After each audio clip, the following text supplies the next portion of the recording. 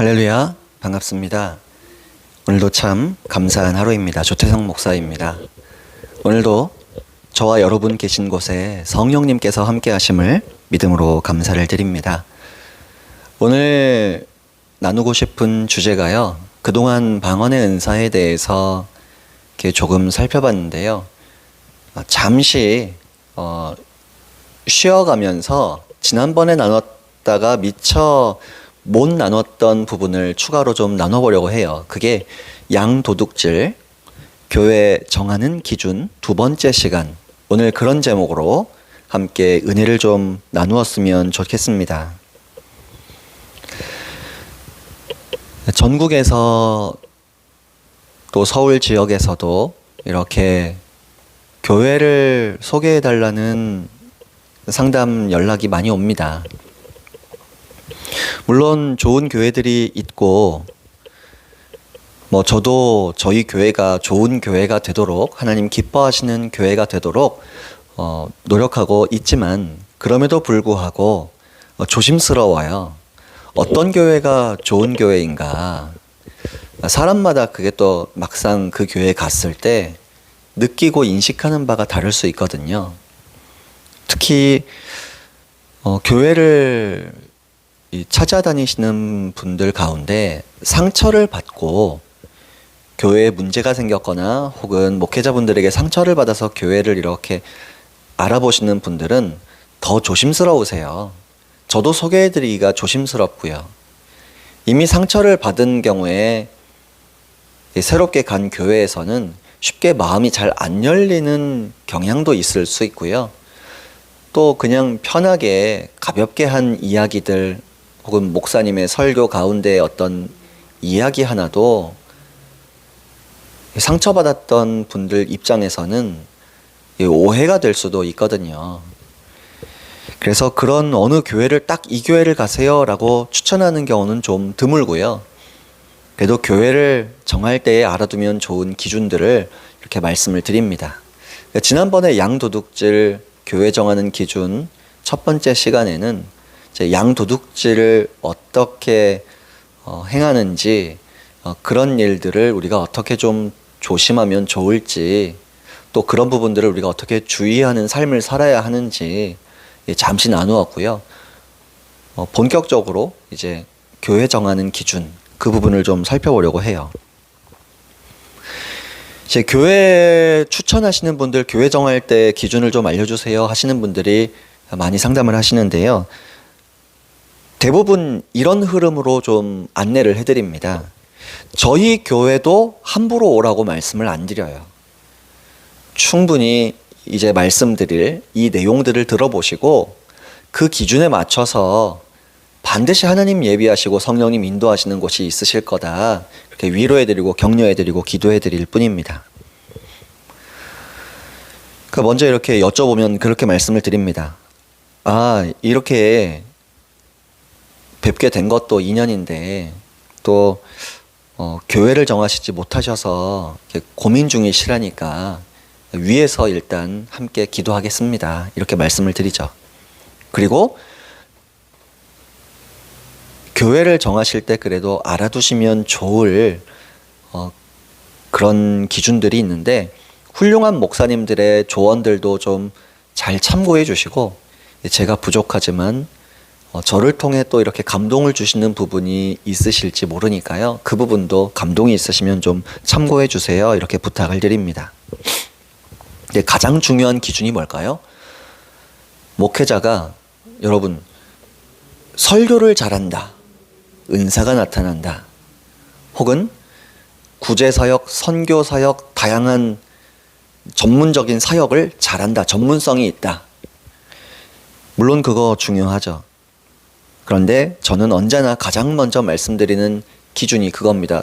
가장 최우선 첫 번째, 목회자가 가정에 충실한가, 가정에서 존경받는가, 혹은 존경받는 가장으로서 살고자 좋은 방향성을 가지고 노력하고 있는가, 이걸 보라고 부탁을 드려요.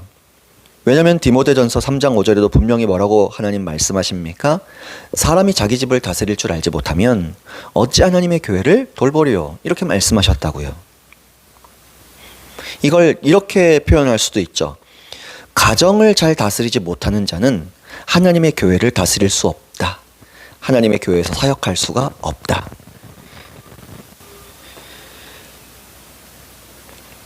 물론 반대로 가정이 우상이 된 사람도 좀 조심해야 됩니다. 그런데 그런 분들은 좀 적으실 것 같고요.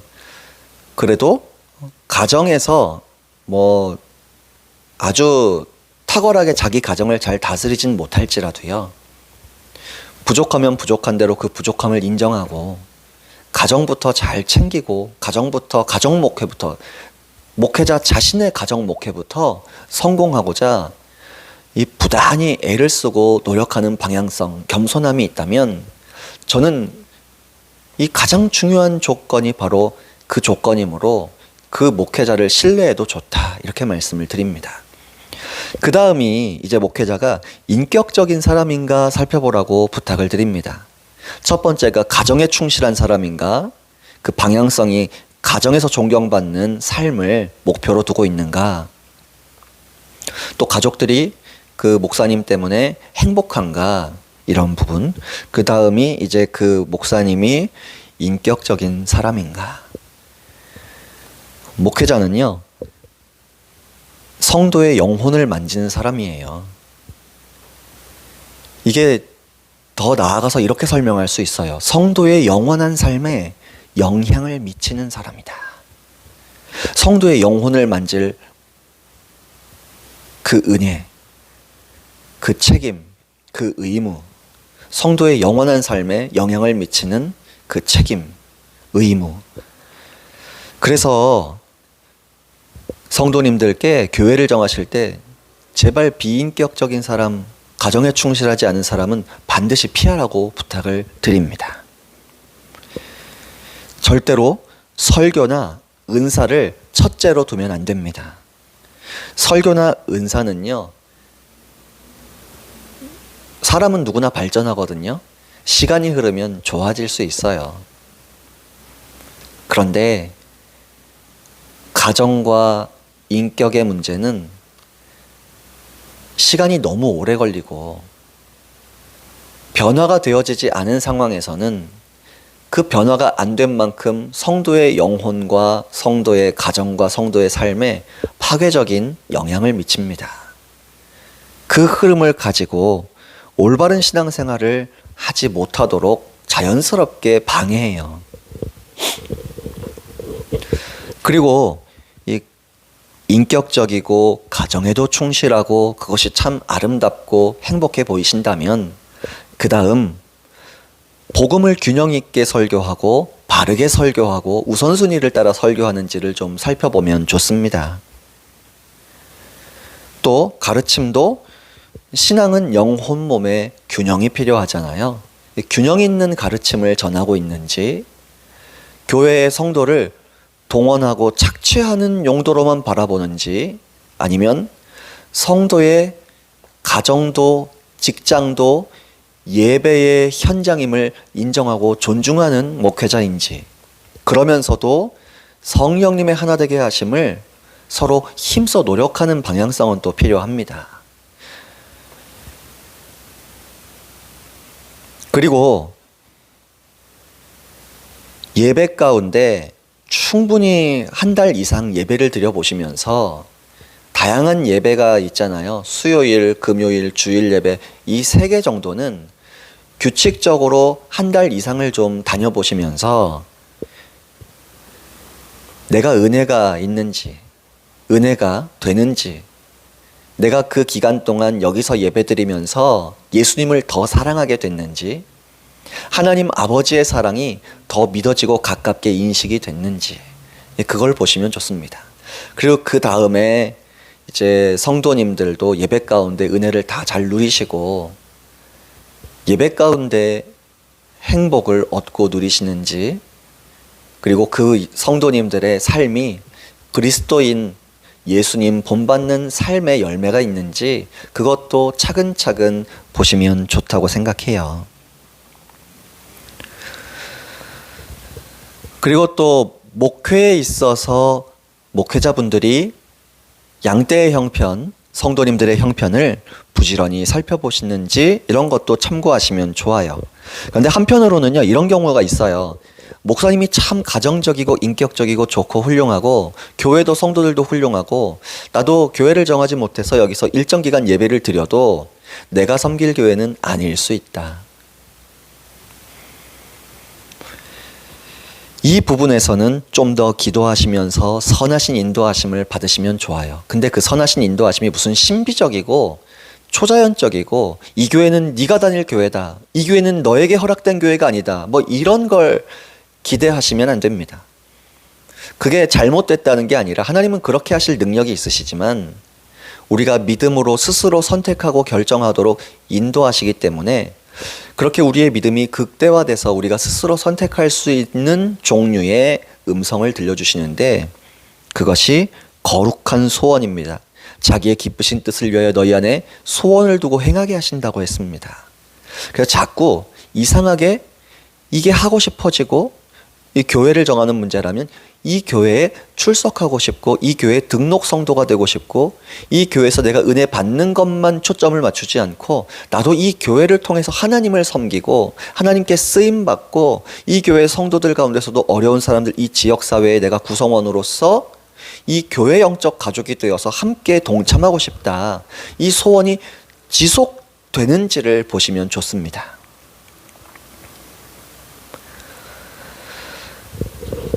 저희 교회도 이제 예배 가운데 하나님 은혜를 주시니까 처음 오신 분들, 교회를 정하지 못하시거나 혹은 우연히 들어오셔서 예배 드리시다가 혹은 지방에 사시는데 서울에 이렇게 볼일 보러 오셨다가 예배 시간을 놓칠까봐 우리 교회에서 연락하고 오셔서 예배 드리고 가시는 분들이 계세요. 그러면 참 많은 분들이 성령님의 임재를 경험하시고 성령님의 임재 가운데 성령님의 가장 위대한 사역이신 예수님 바라보고 그 십자가의 은혜가 믿어지고 감격스러워지는 은혜를 이렇게 경험하시는 걸 자주 봅니다. 물론 전부 제가 잘해서가 아니에요. 우리 교회가 대단해서가 아닙니다. 성령님의 도우심이고 은혜죠. 물론 저는 그런 은혜의 분위기를 만들 노력할 책임이 있습니다. 그건 제가 계속 해야 할 중요한 사역의 문제입니다. 관건입니다. 근데 이제 성도님들 가운데 교회를 정하지 못하고 오셔서 그렇게 은혜를 받으시는 분들이 계시는데 저도 분별을 해야 돼요. 우리 교회에서 우리 성도가 돼서 함께 섬기기를 원하시는 성도님이신지 또 저도 섬겨야 할 성도님이신지 분별을 잘해야 하는데 계속해서 배우고 있습니다. 그 중에 하나가 이 조급함을 내려놓는 거예요. 그러니까 종종 그런 분들이 계세요. 이 교회를 정하지 못했는데 딱 처음 오시자마자 엄청 은혜를 받으셨어요. 뭐 예배가 시작되지도 않았습니다. 그냥 교회에 앉아만 있는데도 휴지를 한 통, 두 통, 세 통도 쓰세요. 계속 눈물이 난대요. 앉는 것만으로도, 교회에 들어온 것만으로도. 왜 그렇게 하나님 사랑이 느껴지고 그러는지 모르겠대요. 그리고 예배 드릴 땐 그게 더 극대화되죠. 더 은혜를 많이 받으시고 끝나면 이렇게 물어보시는 분들이 꽤 있으세요. 목사님, 제가 오늘 은혜를 너무 많이 받았는데 언제 등록할까요? 이렇게 좀 급하세요. 그러면 교회 정하는 기준을 그분들에게도 다시 설명을 해드려요. 그리고 덧붙이죠. 이렇게 제가 교회 정하는 기준을 말씀드렸잖아요. 그러니까 오늘 은혜를 많이 받으셨지만은 너무 성급하게 결정하지 마시고요. 그냥 충분히 예배 드리시면서 내가 경험하기 원하시고 누리기 원하시는 은혜 그 부분에 집중하시면 좋겠습니다. 그리고 3달이 됐든 6달이 됐든 충분히 내가 이 교회를 섬기고 싶다, 이 거룩한 소원이 계속 유지가 되고 있으면 그때 다시금 이렇게 확신이 있으실 때 이야기해 주시면 저도 우리 교회를 어떻게 함께 아름답게 섬겨야 좋을지 의논하고 같이 이야기하고 안내해 드릴게요. 그리고 그때도 우리 교회 성도로서의 의무가 있는데 성도로서도 이 의무를 내가 감당해야겠다 이 설명을 들으셨을 때에 그렇게 동의가 되시고 수긍이 되시면 그때 결정하시면 되세요. 그래서인지 짧게는 4개월에서 6개월 정도 예배드리시다가 이렇게 등록하시는 성도님들도 있고요. 길게는 1년 반이 넘어서 확증을 받으시고 마음의 소원이 확신이 있어서 등록하시는 분들도 계세요. 올해 등록한 권사님 한 분이 계십니다. 제가 참 사랑하고 아끼고 또 삶에 있어서 너무나 본이 되어주시는 권사님이신데요. 권사님께서 올해 몇 달 전에 그런 말씀을 하시더라고요. 목사님, 제가 이 교회에 온 지 벌써 1년이 지났더라고요. 제가 깜짝 놀랐죠. 진짜요? 저는 한 이제 5개월, 6개월 정도 된 줄 알았지 뭐예요. 이제 권사님 그러세요. 웃으시면서 이제 등록하면 어떨까요? 그러시더라고요. 그래서 저는 이미 그냥 감동을 계속 주시고 함께 이렇게 하나님 예배하고 우리 성도로서 참여하시는 것에 대한 이 소원이 있고 확신이 있다 보니까 그 자리에서 이렇게 말씀을 드렸어요. 그래도 따로 이렇게 또 차 한 잔 나누시고 식사도 같이 하시면서 저희 교회의 비전과 우리 권사님을 어떻게 제가 섬길지 또 성도로서 우리 권사님께서 이렇게 함께 참여하셔야 할 성도의 의무, 교회의 비전들 이런 걸 좀 편안하게 서로 나누었죠. 이 권사님만 하더라도 은혜 안에서 하나님께서는 1년이 훌쩍 지나서야 서로 확신하는 영적 가족으로서 이렇게 점검을 받도록 해주신 것이죠. 한편 종종 새로 오신 성도님들 중에는 이런 걸 다 설명해 드려도 또 잘 이해하신 것 같아도 이해를 못하신 것처럼 행동하시는 분들이 계세요. 오자마자 뭘 자꾸 사다 채워 놓으세요. 청정기도 가습기도 막 사다 놓으시고 성도님들 앞에 나서서 자꾸 봉사를 하시고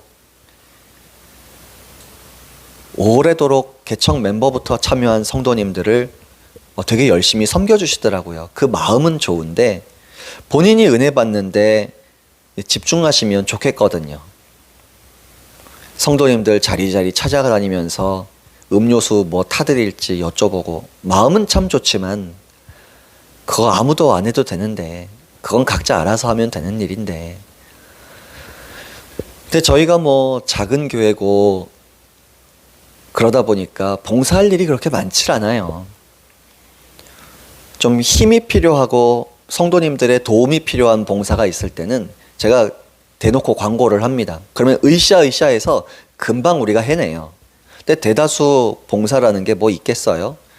그냥 교회 청소 조금 하고 교회 의자 삐뚤어졌으면 좀 줄 맞추고 뭐 음료수 좀 챙겨놓고 성도님들이 알아서 타 드실 수 있도록 컵 챙겨놓고 음료수 이렇게 채워놓고 그 정도. 그리고 뭐 화장실에 뭐 수건 걸어놓고 화장지 떨어지면 화장지 또 이렇게 비치해 두고 뭐 쓰레기가 나오면 그거 좀 분리수거 하는 거. 근데 그거 저희 사모, 저희 아내가 잘 도와주시고 또 성도님들 중에도 도와주시는 분들이 계셔서 그거 그냥 그때그때 예배에 집중하는데 방해가 안 되는 선에서 다 합니다. 금방 끝나요. 그렇게 크게 봉사할 게 없어요. 근데 그렇게 열심을 내셔서 뭔가 이렇게 앞장서셔서 하시다가 오신 지 얼마 안 되셨는데 그렇게 앞장서셔서 하시다가 결국에는 봉사로서 뭔가 이렇게 할 일이 없다는 것에 좀 실망을 하시는 경우도 있으신 것 같아요. 한편으로는 그게 제 부족함이기도 하고 우리 교회가 아직 미약해서일 수도 있어요. 그럼에도 불구하고 안타깝고 아쉬운 마음은 좀 있어요. 저는 그걸 나누고 싶은 겁니다. 우리가 사실 중대형 교회에서는 봉사할 일이 아주 많아요. 근데 작은 교회는 봉사할 일이 별로 없습니다. 근데 지금 너무나 많은 분들이 오히려 너무 많은 봉사나 사역이나 헌신에 자신의 영혼이 이리저리 치이더라고요. 그러니까 자기도 모르게 어떤 믿음의 습관이 이렇게 생기냐면 무언가를 해야 사랑받는다. 그런 생각이 이 잠재의식 속에 이렇게 생기는 것 같아요.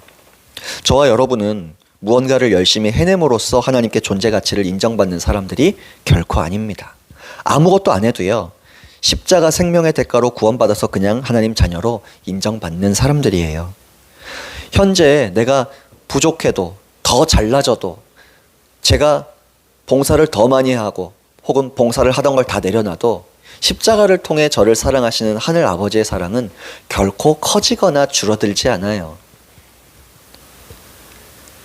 그저 우리 교회에 오시는 성도님들이 아플 때도 아프지 않을 때도 건강할 때도 문제가 있을 때도 문제가 없을 때도 봉사를 해도 봉사를 안 해도 사랑하시는 그 십자가의 사랑부터 충분히 각인하시면 좋겠고요.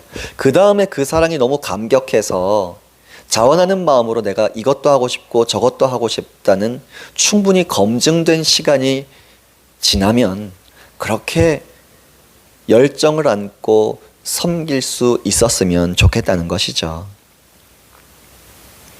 하나님께서는요, 저와 여러분을 딱 이만큼 사랑하세요. 이만큼이 뭐냐면 십자가 생명 주신 만큼이요. 근데 그 사랑이 무한하신 사랑이죠. 저와 여러분의 존재 가치는 우리의 환경과 우리의 노력, 우리의 잘남과 못남, 건강과 질병 상관없이 우리의 존재 가치는 딱 십자가 생명 주신 사랑의 가치만큼 무한한 사랑의 가치를 지니고 있습니다.